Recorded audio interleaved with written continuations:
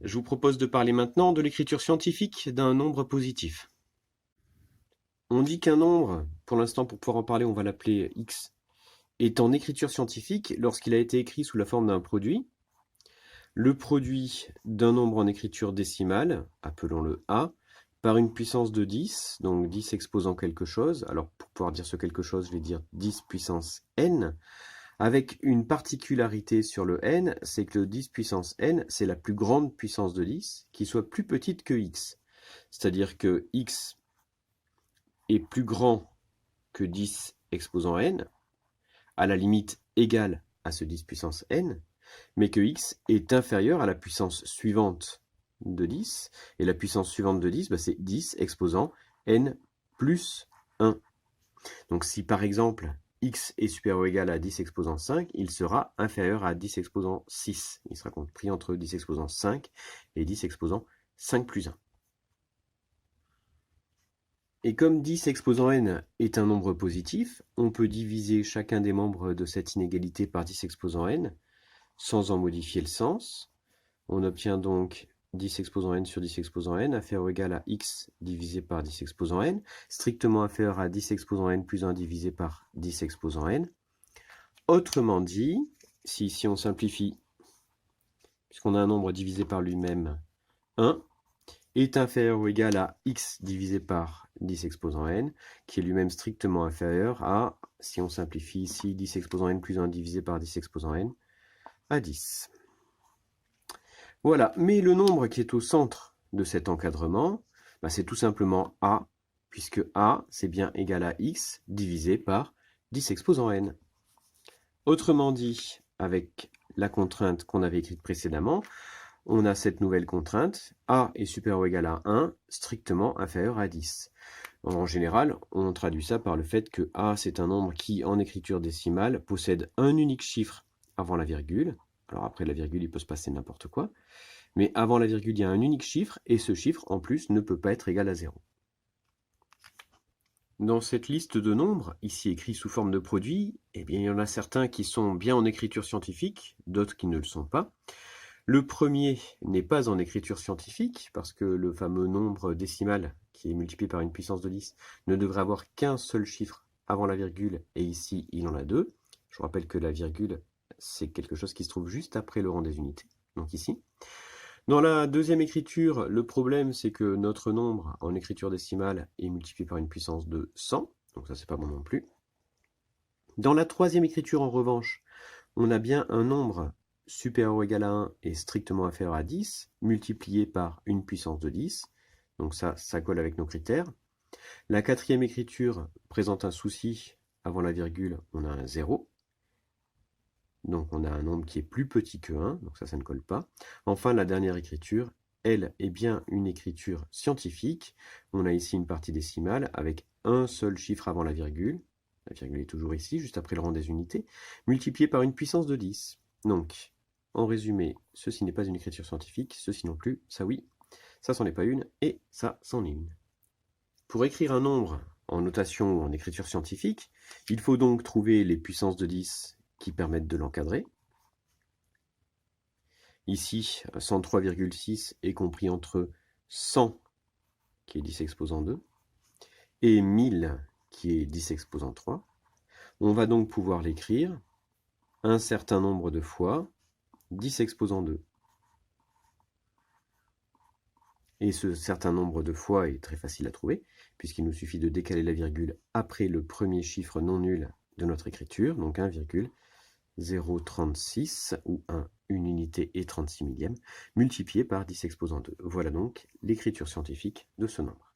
De la même manière, pour trouver l'écriture scientifique de 0,0045 ou 45 10 millièmes, il nous suffit de nous rendre compte que ce nombre est compris entre 0,001 et 0,01.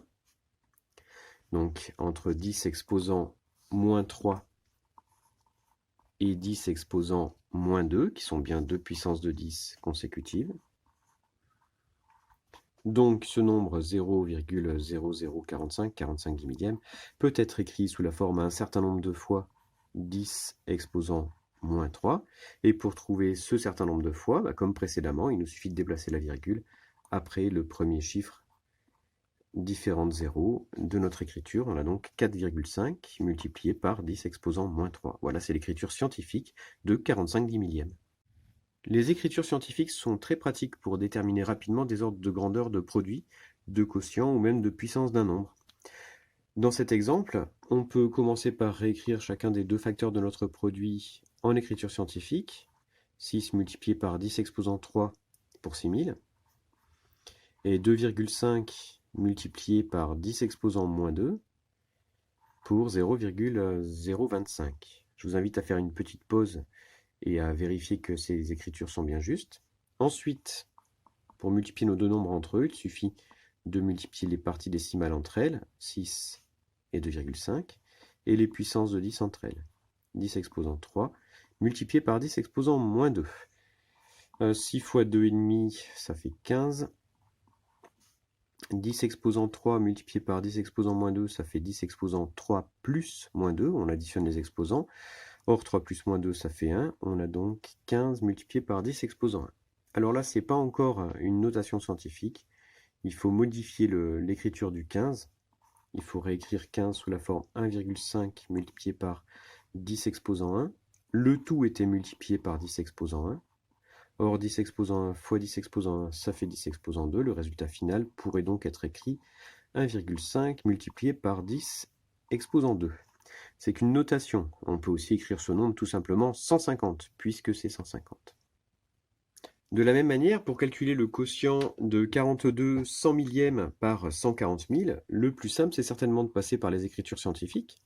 Donc d'écrire le numérateur sous la forme 4,2 multiplié par 10 exposant moins 4, je vous laisse le vérifier, et 140 000 sous la forme 1,4 multiplié par 10 exposant 5. Ensuite, il nous suffit d'utiliser la règle sur les fractions. Pour multiplier entre elles deux fractions, on multiplie numérateur par numérateur et dénominateur par dénominateur. Donc le résultat précédent est obtenu en multipliant la fraction 4,2 sur 1,4 par la fraction 10 exposant moins 4 sur 10 exposant 5. Et on va s'occuper séparément de ces deux fractions. Ici, la fraction des parties décimales. Par chance, elle donne exactement 3. Et la fraction des puissances de 10, si vous vous rappelez bien, pour diviser entre elles deux puissances d'un même nombre, on doit soustraire les exposants. Donc ça va nous donner 10 exposant moins 4 moins 5. Or, moins 4 moins 5, ça fait moins 9. Voilà, et on obtient le résultat en écriture scientifique, cette fois, puisqu'on a un seul chiffre avant la virgule. Alors on peut aussi le donner en écriture décimale, même si je ne suis pas certain que ce soit très judicieux.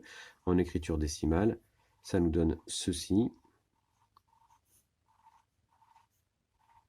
Un 3 qui se trouve 9 rangs après la virgule.